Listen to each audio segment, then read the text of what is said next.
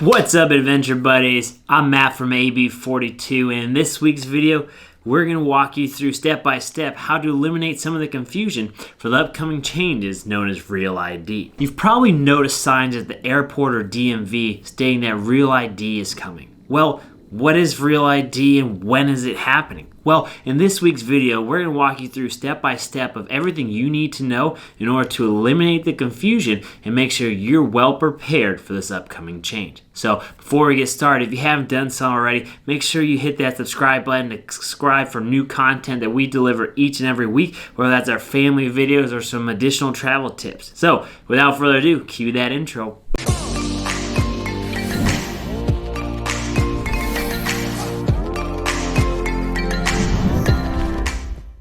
As I mentioned earlier, whether we like it or not, Real ID is coming, and we need to ensure that we are prepared for this change by understanding what actually is changing. The Real ID Act was passed by Congress in 2005 in response to September 11th, in an effort to standardize official identification issues across the U.S., such as driver's license. The idea was to make domestic air travel safer by reducing the amount of fake IDs in circulation, because these Real IDs actually offer additional security features. However, since the act was passed, the idea hasn't been well received by a lot of the states, delaying the implementation, citing that if fully implemented, the law would actually facilitate the tracking of data on individuals and bring government into the very center of every citizen's lives. So regardless, in October 2020, you'll need to provide a form of identification that is deemed Real ID compliant on all domestic flights.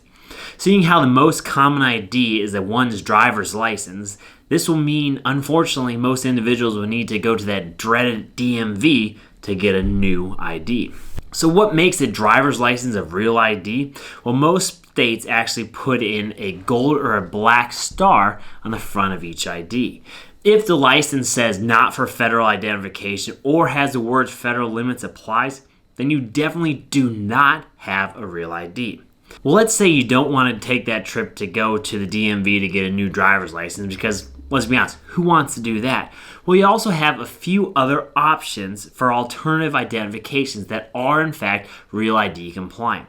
For instance, you can use a global entry card, and if you don't have global entry and you do any sort of international travel, you need to get it. Link down below is our Instagram where we go over travel tips and we fully walk through the benefits of having global entry. The second one is you can use a passport, or you can also use your US passport card. Any of these three are also forms of Real ID compliant identification. We also encourage you to go to the TSA website to get the full list of all compliant Real identifications. However, if you are one of those individuals who needs to go to the DMV, we also urge you to strongly check out the website of your state's DMV to ensure you know the proper documents you need to go to get a Real ID compliant identification card. So, for instance, you'll need a proof of identity. Typically, your birth certificate or U.S. passport will constitute as that. And you also need some proof of social security number, so your social security number card, a copy of your W-2, and then you need to also show a proof of residency. So that can be a utility bill, or that can be a mortgage statement, lease agreement, etc. But again, please make sure you check with your state-specific DMV to make sure you have all the documents in order. Here are a couple tips to remember about Real ID that we thought would be useful for us to learn and understand. So, number one, Real ID does not replace a passport for international travel. Again, Real ID is for domestic travel only. Tip number two, if your kids are under the age of 18, you do not have to worry about a Real ID compliant identification. Number three, so let's say you don't have a driver's license because you just don't drive. What are your other options? Well, you can also go to the DMV to get a Real ID identification card following the same steps as a driver's license renewal. Tip number four, let's say you have clear or TSA PreCheck. Does that mean you still need a Real ID compliant card? Yes.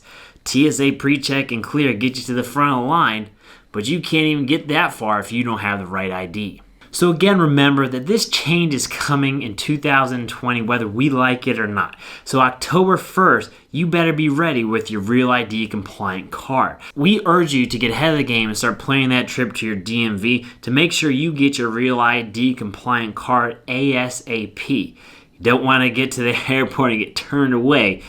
That is some unneeded stress. And guys, if you have any other thoughts or tips around Real ID, leave them down below in the comments. And if you haven't done so already, please subscribe to our channel. Here we produce weekly videos sharing our family adventures along with travel tips to help educate and inspire others to go out and have adventures in life. And so until the next adventure, I'm Matt from AB42. And remember, life's an adventure. Who are you going on it with?